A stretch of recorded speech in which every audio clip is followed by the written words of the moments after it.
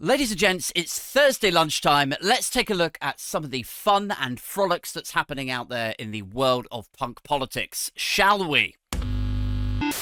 Prince Andrew's a nonce burger. Now, here is a thing that caught my eye, right? I'm excited to share this with you guys. It is paragon of political thought, Lee Anderson, thought by many to be very much the nerve center of modern politics. You know, finger on the pulse. He's curious, isn't he? He's the logician's logician, I think. Anyway, he took time out this morning from playing chess and a Yuval Harari book to excrete this mind bender, guys. And I really hope you enjoy it as much as I have. Are you ready? Yeah? Okay. This is Lee Anderson. On Twitter this morning, and it says institutional racism. That's the title, I guess. It says, at yesterday's Home Affairs Select Committee, a fire chief accepted an independent report that stated her fire service was institutionally racist, yet she could not provide any evidence of racism, says Ali. And, so immediately, straight off the back, I'm like, right, okay, look, Lee, mate, institutional racism and racism are two very different things. They're not the same thing. I know that's, it's not the best start, but let's continue. Let's see how we go. He says, this got me thinking about racism and the whole diversity issue. Right. And I'm reading that, I'm like, did it though? You know, do we actually think it got him thinking? Was it this? This that finally achieved that? Is that... Because we were all waiting for a while there, Lee. You know, we were stood there, sniggling, shrugging, with our spark plugs and defibrillator. You know, something's got to get his brain to come online. And what we're saying now, I guess, by the sounds of it, is it was this, was it? Is that right? This got you thinking. Anyway, let's continue. It says, let's be clear. People out there in the real world do not give a toss about someone's skin colour, race, religion, sexuality, gender, etc. Now, I read this, right? And I was a bit like, hang on. just hang on a second. When he's saying no one gives a toss about someone's skin colour or race or religion. Isn't this the same guy that was publicly soiling himself over Muslims taking over London the other week? Right? I'm not imagining that, am I? It's him, right? Same guy. The people that look to weaponize minority groups are just educated idiots. Educated idiots. And then in brackets he says, stupid people with a degree but no common sense. Right. So let's nail this down, shall we? This is him watching this select committee thing, and the fire chief accepts that the fire service is institutionally racist, okay? And he's up in arms, is Ali. Because he thinks that if she accepts that verdict, that finding by this independent report, if she accepts that, she must be able to provide CCTV evidence of fire sergeants running around in white hoods or calling black dudes the N-word. That is his simplistic, moronic read on this. You know? Just forget whether hiring policies intentionally or unintentionally exclude people from different cultural or racial backgrounds from even applying for a job at the fire service. Or just pay no attention to the fire services or any other corporation's social events that might not cater for people from different cultural backgrounds, and so then they miss out on important discussions or opportunities. You know, forget the times that people did raise concerns about this stuff within the fire service and were told to keep quiet, treated like they were troublemakers, told to shut up, or they had their careers adversely impacted as a result of attempting to blow the whistle. Forget all of that. Forget all the complexity, guys. If you can't give Lee Anderson a Polaroid of 3 white firemen doing monkey gestures at the new guy on Blue Watch, well then it doesn't exist. There are no problems. Clearly. It must just be all the work of these pesky, weaponizing, educated idiots. What with their degrees and their nuance. Anyway, it continues. You'll be delighted to hear.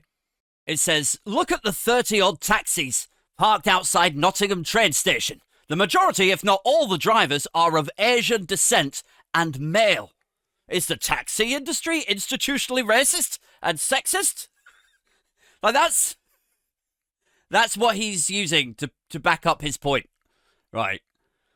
So, no, Lee, in the, unlikely event that you're watching this, no. Because if you wanted to become a taxi driver, you could probably go on and do that. Untempered, unfrustrated, unhassled. You may even be a taxi driver sooner than you think, if the next general election goes the way that it's headed. But here's the thing, right? Driving a taxi, though a totally honourable profession, if you choose to pursue that, fine. If that makes you happy, cool. Crack on. But it isn't really seen as a career of choice so much, is it? And so it's more men of Asian descent ending up as taxi drivers, Lee. Because the institutional racism that exists in other areas of society, in other industries, in myriad companies and corporations, has pushed them into that career. Do you see? I mean, do you understand the stuff that I'm talking about here? The components of institutional... Are you understanding the words that are coming out of my mouth, Lee? I'm positive that you do, because all this got you thinking, remember? Then he's like, oh, if you ring up a plumber, then the vast majority will be white men. So is the plumbing industry institutionally racist and sexist? And it's like, yeah, maybe. Maybe it is, Lee. Like, I do think men, like, just being serious here for a second, I do think men are just naturally drawn to some things. Sometimes. Some industries, some jobs, some occasions. But I also think, we could probably do more to open it up and probably be more encouraging to women if they wanted to get into that industry, into that profession. Is it institutionally racist or sexist? Who knows? Why don't you commission a report, Lee, and find out if women or people of colour were overlooked for certain roles, maybe? If people were told to shut up, if they raised issues about it. Or here's a good idea, right? Here's a great one, right? Maybe you could get all of the representatives from the plumbers union and the workers union, and then you could get a load of representatives from a gender equality charity. And then here's what you do, right? You sit them all around a table and you could thrash out institutional racism and industrial sexism from the comfiest of booths in the Garrick Club. Anyway, then let's continue with it, shall we? Because then he starts saying that black guys run faster in sports. So is the 100-meter sprint racist now? And then he says swimming is usually white, so maybe swimming is institutionally racist. And then he closes it off, or he begins to close it off. He says I could go on and on about this virtue signaling nonsense. So he does. So. What are we saying here? What are we saying, Lee? We're saying what, black guys are better runners and white people swim good? Is that what we're saying? And South Asian men are just, what, the best at driving hammered students back home from infernos at 2 o'clock in the morning, are they? Is that what we're telling them? You're just the best at it. That's the thing. There was no institutional racism in Alabama in 1843, guys. It's just that the black guys in the cotton fields were better at that stuff. That's, if anything, it's a compliment. You're so good at it. I mean, that's why you're driving a Nissan at 2 in the morning and you barely see your kids, Asif.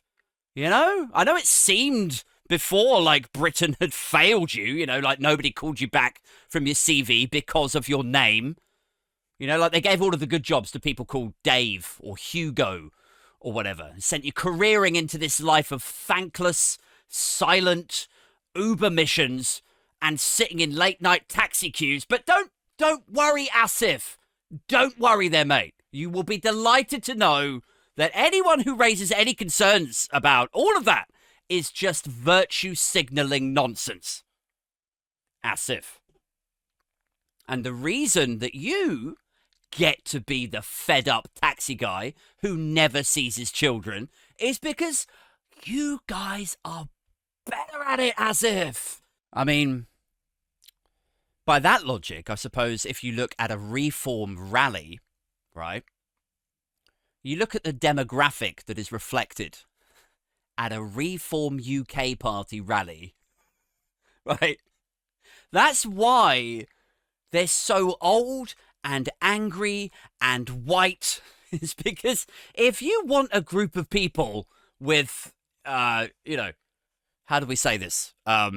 Certain social attitudes, then, old, grey-haired white people are just honestly the best at it.